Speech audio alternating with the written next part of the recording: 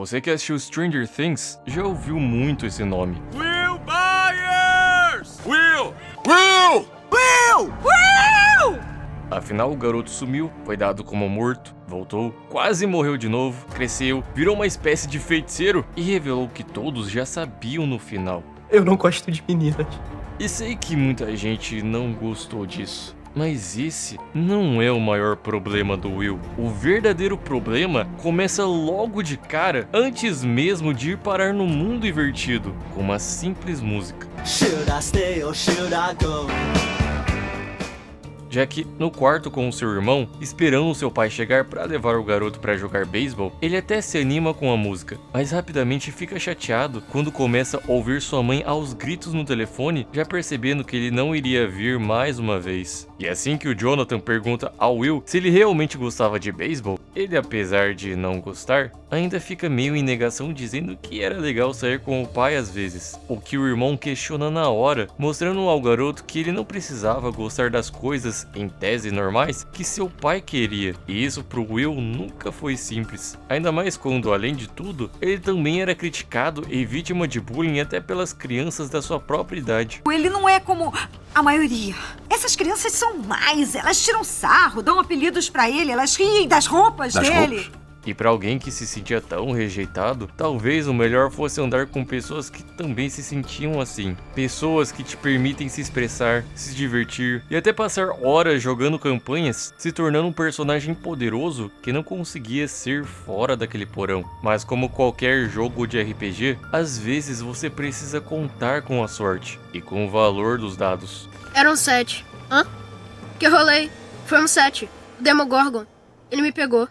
Porque o número errado, uma caminhada de bike no meio da noite sozinho, e seu mundo vira de cabeça para baixo. As pessoas começam a te procurar, sua mãe fica desesperada, e até o governo insiste em dizer que você não vai voltar. Mas aqueles que te amam sabem que nenhuma notícia ou distância é o suficiente para fazê-los desistir. Seja recrutando uma amiga com superpoderes para a equipe, colocando luzes em volta da casa e tentando de tudo para se comunicar com você, indo atrás do monstro que te tirou deles e atravessando o portal bem no meio de todo o caos para te trazer de volta. E quando ele acorda no hospital, com abraços e carinho de todos, parecia que as coisas finalmente iriam melhorar, que nunca mais ele precisaria se esconder naquele castelo de novo. Mas depois de tudo que passou, nada volta a ser o mesmo. Você continua brincando com os amigos, mas se sente mais distante. Eles tentam ser legais com você, mas não conseguem te entender. A mamãe, o Dustin, o Lucas, todo mundo. Eles me tratam como se eu fosse quebrar. Porque não são eles que piscam e vêm de perto as piores ameaças do mundo invertido, já que a cada nova visão, o monstro só fica maior. E o pior é que em partes, você começa a achar que o monstro também pode ser você. Você não é bizarro. Sou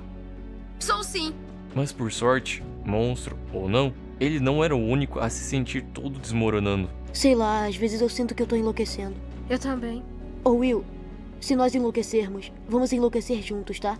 O problema é que se Mike sofria por uma garota escondida, Will sofria por algo que não importa o quanto tentasse enfrentar, aquilo só se tornava mais forte. Eu senti ele. Em todo lugar. Em todo lugar. Eu ainda tô sentindo.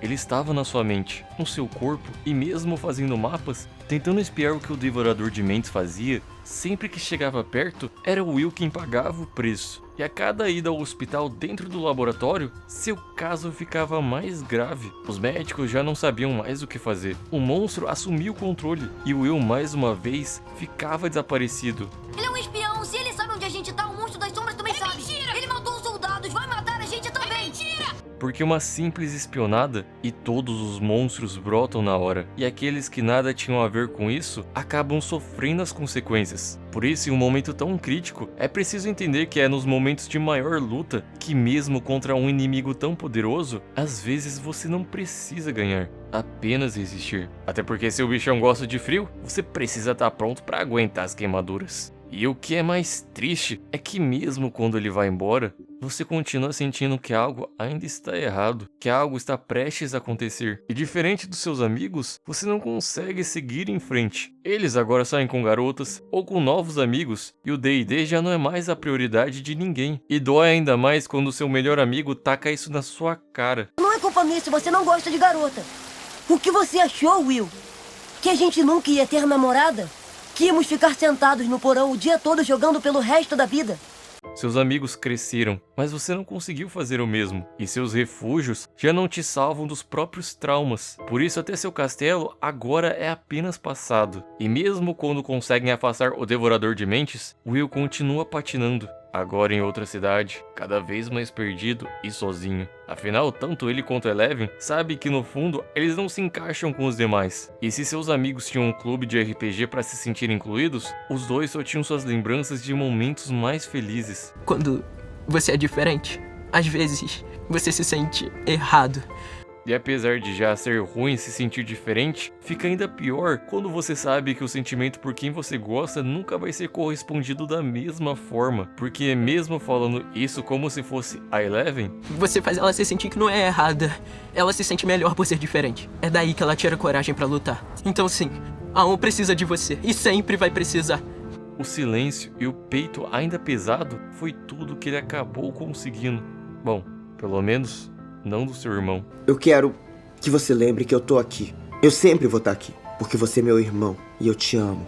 Porque são nesses momentos de conflito que ter alguém que sempre te apoiou e incentivou a ser quem você é mais forte do que qualquer arrepio na nuca.